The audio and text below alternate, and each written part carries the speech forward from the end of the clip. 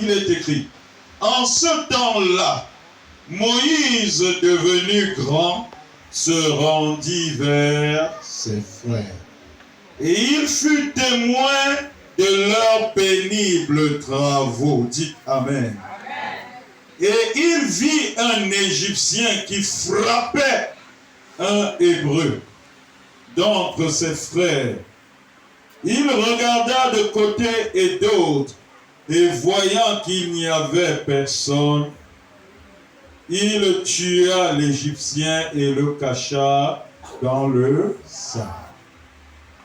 Bien-aimé, il s'est intéressé aux souffrances de ses frères. Et parce qu'il s'est intéressé, il a vu comment on faisait souffrir ses frères. Un Égyptien faisait souffrir son frère. Il a dit, même si vous le faites souvent devant moi, ça ne saurait se faire. Il a tué cet Égyptien en défense pour ses frères. Il a tué cet Égyptien et il a caché où? Dans le sang. Amen. Est-ce que vous savez que Moïse aurait pu faire semblant de n'avoir rien vu? On est ensemble? Moïse aurait pu faire semblant de n'avoir rien vu, comme le feraient certaines personnes qui peuvent voir leurs propres frères en difficulté extrême.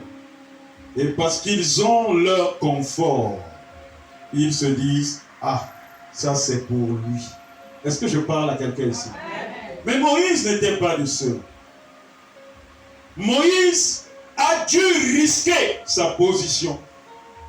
Il a dû risquer sa position de privilégié dans le palais de Pharaon au profit de ses frères.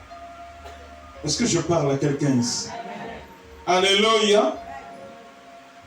Bien-aimé,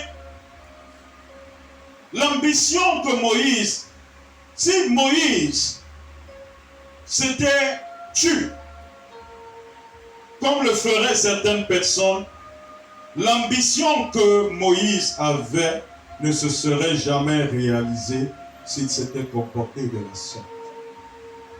Amen.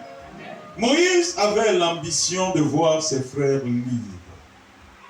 Il avait l'ambition de voir les siens être affranchis des travaux pénibles. Il avait l'ambition de rétablir la justice en faveur de son peuple. Amen. Il n'a pas regardé que je vis au palais. Il n'a pas regardé que je vis dans l'abondance. Il n'a pas regardé que je me vêtis des habits chers, que ma vie est toute tracée. Non, non, non, non. Moïse a regardé les souffrances de son peuple, les souffrances de ses frères, les souffrances de ses sœurs, et il a combattu pour eux. Est-ce que je parle à quelqu'un ici? Il a combattu pour eux. Dites Amen.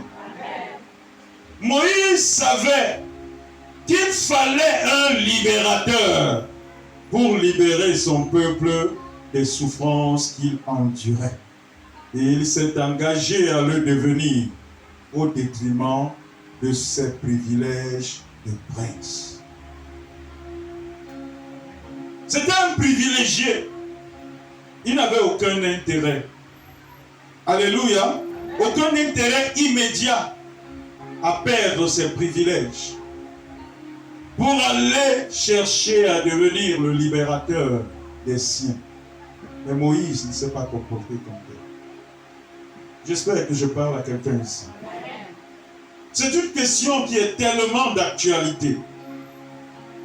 Tellement d'actualité où les gens ont développé une vie de nombrilisme. Ils ne pensent qu'à eux seuls. Mais bien aimé, on ne peut pas penser à soi et à soi seul et être considéré comme une personne extraordinaire. Tu veux devenir extraordinaire, parfois tu dois toi-même t'oublier et regarder la vie des autres. Est-ce que je parle à quelqu'un ici? Pour devenir quelqu'un d'extraordinaire, Tu dois être capable à certains moments de dire ce qui se passe dans la vie de ceux-là. Ce n'est pas normal, il faut que je fasse quelque chose pour que cela cesse. Amen. Et c'est ce que fit Moïse, bien-aimé. C'est ce qu'il a fait. Il s'est engagé de devenir le libérateur de son peuple, au détriment de ses privilèges de prince. Dit Amen. Amen. C'est pour vous dire, bien-aimés, que les personnes extraordinaires sont celles qui prennent souvent de gros risques. Non pas pour elles-mêmes, mais pour les autres. Les personnes extraordinaires sont celles qui prennent très souvent de gros risques. Non pas pour elles-mêmes, mais pour les autres. Dites Amen. Amen. Moïse prenait de gros risques pour les autres. Et pourtant, ce sont ceux-là qui ont menacé de le trahir. On est ensemble, Père Lazare. C'est pour ceux-là dont il prenait de gros risques. C'est ceux-là qui ont menacé de le trahir. Il aurait pu rester au palais, tranquille. Amen. Se réjouir de la vie, se ficher pas mal de ce que vous connaissez. Mais il n'était pas de ceux-là. Bien-aimé, il n'était pas de ceux-là. Sauf que les mêmes personnes dont il cherchait à libérer de l'esclavage, dont il cherchait à affranchir des travaux pénibles, ce sont les mêmes qui étaient prêts à le trahir. Exode 2, versets 13 à 15.